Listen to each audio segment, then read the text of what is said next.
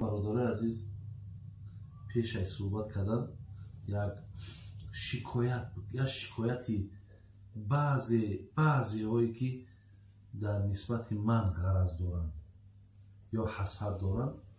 من حاضرم که بسیارتر با اینترنت سرکار دارم، کم سوال جوابای مردم که میکنم یا بعضی برنامه های نصیحتی میکنم، میگذارم که خیلی امروزم پگایم هر یک حرفی بود ما پیش خدا ثواب میگیرم، خداش میگیرم و هر یک روز من غنیمت میدانم. بچه ها در کامنتاری ها می نویسن که بابای حاجی فقط و فقط معرکه با معرکه میگردی. اگه من میخوانم میگم همون کس که هست دیلم با همون میسوزه بود. این قدر حسد و بخیلی قطعی او بیچوره چه روز بود است عذاب کشیده سیده اخی.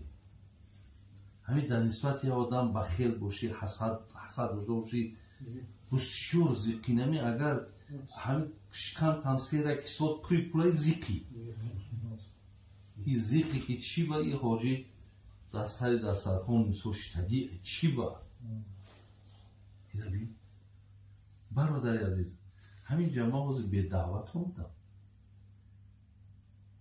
قریب یه هفته پیش ایمان میپرسه با من روزی همو بگیم یا ساعت خارگی من میگومش، میگه قبوله چور کنم نیام موکی صاحب خونه بگه اینا مقصد پیسانو نکرد یا گپ مونو نگیرید.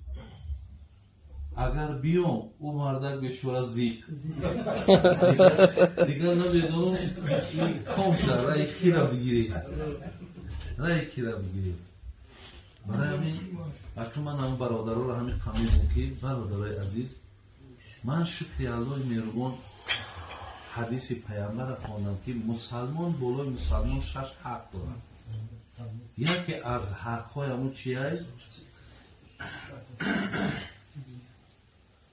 میگن هرگاهی که شما را دعوت کردن فعجیب اجابت کنید. من اگر برادر ما اگر بگه که حاجی فلان روز مقصد خانه ما یک پیاله چای، حتی پیامبر میگه اگر روزدار باشی برا شرط نیست که تو شکم برای شکمت برا دعا کن. برای این برادر عزیز و گرامی تو امروز اگر الله دانو های فکر میکنم به دعوت نرفتم اینجا تو دعوت نکنن من حق ندارم برادر عزیز که خیسته جای یک کس برم.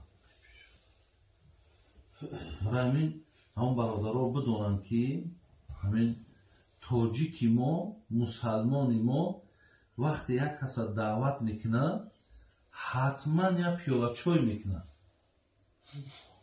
او دسترخوان شما بخواهم نخواهم میپرتوید.